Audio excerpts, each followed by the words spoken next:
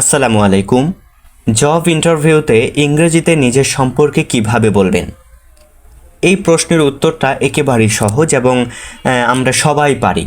যারা ম্যাট্রিক পরীক্ষা শেষ করেছে কিংবা ইন্টারমিডিয়েট শেষ করেছে, অনার্সে পড়ছে কিংবা অনার্স শেষ করে ফেলেছে, তাদের কাছে এই উত্তরটা পানির মতো সহজ যে ইংরেজিতে নিজের সম্পর্কে বলা এটা আবার কতটা কঠিন বা এটা কি এমন জিনিস যে কেউ পারে না বা পারবো না। আমরা এই যে নিজের সম্পর্কে বলাটা ইংরেজিতে সবাই পারি, বাট আমাদের সমস্যাটা হচ্ছে আমরা যেহেতু ইংরেজিতে নিয়মিত চর্চা করি না বা ইংরেজিটা আমরা প্রতিনিয়ত চর্চা করতে পারি না এবং ইংরেজিতে কথা বলতে আমরা অভ্যস্ত না, সেক্ষেত্রে আমরা অনেক ইংরেজি জেনেও, অনেক ইংরেজি আমাদের জানা থাকা সত্ত্বেও আমরা ইংরেজিতে অনেক কিছু পেরেও আমরা সেটা প্রকাশ করতে পারি না। এর মূল কারণ হচ্ছে আমাদের মধ্যে একটা ভয় থাকে যে আমি যে ইংরেজিটা বলবো এটা যদি ভুল হয়ে যায় তাহলে মানুষ হাসবে। আমি যে ইংরেজিটা বলছি এটা যদি ভুল হয়ে যায় মানুষ হাসবে, মানুষ বলবে এত বড় হয়েছে ইংরেজি পারে না। এই যে ভয়টা আমাদের মধ্যে থাকে, বাট আমরা পারি কিন্তু আমরা প্রকাশ করতে পারি না বা বলতে পারি না। এবং বিশেষ করে যারা জবের ইন্টারভিউ দিতে যায় এবং আরও বিশেষ করে যারা জীবনের প্রথম ইন্টারভিউ দিতে যায়, তাদের মধ্যে একটা ভয় থাকে, মোটামুটি সবার মধ্যে ভয় থাকে। সেটা হচ্ছে আমাকে যদি ইংরেজিতে আমার সম্পর্কে বলতে বলে আমি কিভাবে বলবো, কি বলবো বা কোনটার পর কোনটা বলবো বা কতটুকু বলবো, কি বলবো, কি বিষয়ে বলবো, এই ভয়টা আমাদের মধ্যে থাকে। বা এরকম ভয় হয় যদি ভুল হয়ে যায়, এই ভয়টা আমাদের মধ্যে থাকে। তো সেক্ষেত্রে আমরা যদি জব ইন্টারভিউতে ইংরেজিতে নিজের সম্পর্কে বলার যে স্ক্রিপ্টটা বা কী বলবো, এটা যদি আমরা নিজেদের মধ্যে আয়ত্ত করতে পারি কিংবা যদি মুখস্থও করে ফেলি, তাহলে আমরা ভবিষ্যতে জব ইন্টারভিউতে গেলে এটা আমরা নর্মালি এবং খুব স্বাভাবিকভাবে বলতে পারবো। জব ইন্টারভিউতে নিজের সম্পর্কে এভাবে বলুন। প্রথমেই যারা আমরা ইসলাম ধর্মের আছি অবশ্যই সালাম বিনিময় করা একটি উত্তম কাজ। সালাম বিনিময় করবেন, সালাম দেবেন। এরপর হচ্ছে good morning, thank you for giving me this opportunity. এর অর্থটা হচ্ছে শুভ সকাল, আমাকে সুযোগ দেওয়ার জন্য ধন্যবাদ। এখন এই গুড মর্নিং নাকি গুড আফটারনুন, সময়টা সেই সময়ের উপর নির্ভর করে। আপনি কোন সময় ইন্টারভিউ দিচ্ছেন সেই সময়টার উপর নির্ভর করে। বিশেষ করে ইন্টারভিউটা মর্নিং টাইমে হয়ে থাকে, এজন্য গুড মর্নিং, বা যদি দুপুরের পরে হয়ে থাকে তখন গুড আফটারনুন বলতে পারেন। এরপর thank you for giving me this opportunity, এটা আপনার একটা ভদ্রতা প্রকাশ করে যে একটা লোক আপনাকে নিজের সম্পর্কে বলতে বলেছে কিংবা প্রশ্ন করেছে, এই প্রশ্নটার সুযোগ পেয়ে আপনি তাকে একটা ধন্যবাদ দিলেন। এতে আপনার কনফিডেন্স লেভেলটা একটু বাড়ে এবং যিনি আপনাকে প্রশ্নটা করেছেন বা যিনি ইন্টারভিউ নিচ্ছেন তার কাছে আপনার কনফিডেন্স লেভেলটা একটু হাই হিসেবে প্রেজেন্ট হয়। এরপর নিজের নাম বলুন। মাই নেম ইজ তানভীর, আপনার নাম যেটা আপনি সেটা বলবেন। And I am 25 years old, আপনার বয়স যেটা আপনি সেটা বলবেন।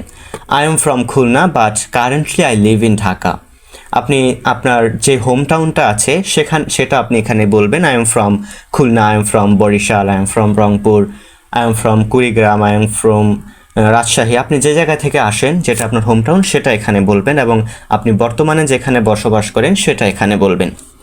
সো আমার নাম তানভীর, অর্থাৎ আপনার যে নাম। আমার বয়স 25 বছর, আমি খুলনা থেকে এসেছি তবে বর্তমানে ঢাকায় থাকি। এরপর I have completed my studies at, এখানে আপনার ইউনিভার্সিটি নেম দেবেন। হোয়ার আই কমপ্লিটেড বিএ, এখানে আপনার যে ডিগ্রি করেছেন যেটা নিয়ে সেটা দিবেন। বিএ, এমবিএ, বিবিএ বা বিএসসি, আপনি যেটা কমপ্লিট করেন সেটা এখানে দিবেন এবং যে সাবজেক্টে কমপ্লিট করেছেন সেই সাবজেক্টটা এখানে দিবেন। আমি এই বিশ্ববিদ্যালয়তে আমার পড়াশোনা শেষ করেছি যেখানে আমি এই বিষয়ে বিএ সম্পন্ন করেছি। এখন অনেকেই আছে যারা ইন্টারমিডিয়েট শেষ করে জবে যায় ইন্টারভিউ দিতে, সেক্ষেত্রে আপনি এখানে I have completed HSC at আপনার কলেজের নাম দিতে পারেন।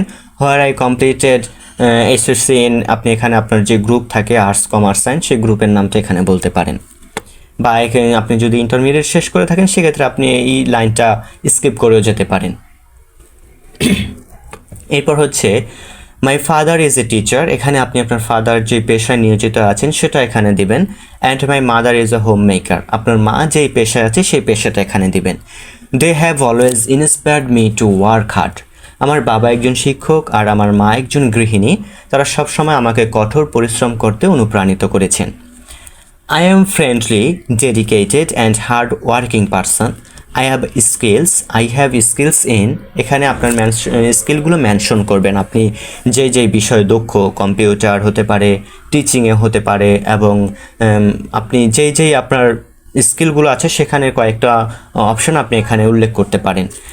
আমি একজন বন্ধুসুলভ, নিবেদিত প্রাণ এবং পরিশ্রমী মানুষ, আমার দক্ষতা রয়েছে এসব ক্ষেত্রে। যদি আপনি জবের ক্ষেত্রে ইন্টারভিউ দিতে যান এবং সেই ইন্টারভিউতে আপনার এই যে আপনার নিজের সম্পর্কে বলার মোস্ট ইম্পর্ট্যান্ট লাইনটাই হচ্ছে এটা, যে I am friendly, dedicated and hard working person. আপনি যে কোম্পানিতে যাবেন বা যে ফ্যাক্টরিতে যাবেন, যেখানেই জবের জন্য যাবেন, তারা অবশ্যই একজন ফ্রেন্ডলি পারসন, ডেডিকেটেড এবং হার্ড ওয়ার্কিং পারসন খুঁজছে। তো সেখানে আপনি এই বিষয়টাকে উল্লেখ করাটা জরুরি। এরপর my dream is build my career as a teacher and contribute to education. এই লাইনটাও গুরুত্বপূর্ণ, যে আমার স্বপ্ন একজন শিক্ষক হিসেবে ক্যারিয়ার গড়া এবং শিক্ষাক্ষেত্রে অবদান রাখা। এখন আপনি যেই ক্ষেত্রে, অর্থাৎ যে সেক্টরে আপনি জবের জন্য গিয়েছেন বা যে পজিশনে, সেই পজিশনটা এখানে উল্লেখ করবেন। এরপর হচ্ছে that's a short introduction about me, thank you. এটাই আমার সংক্ষিপ্ত পরিচিতি, ধন্যবাদ।